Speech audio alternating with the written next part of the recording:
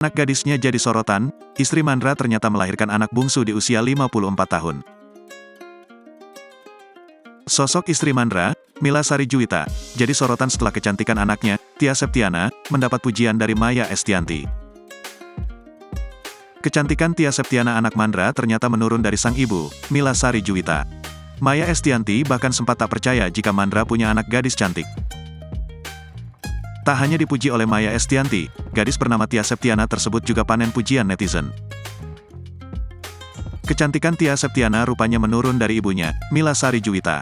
Mila Sari Juwita dikatakan memiliki wajah cantik dan memesona. Seperti apa sosok Mila Sari Juwita?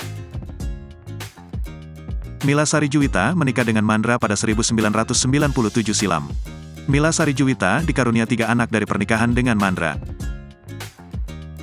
Menariknya, Mila Sari Juwita melahirkan anak si bungsu yang berjenis kelamin laki-laki saat berusia 54 tahun.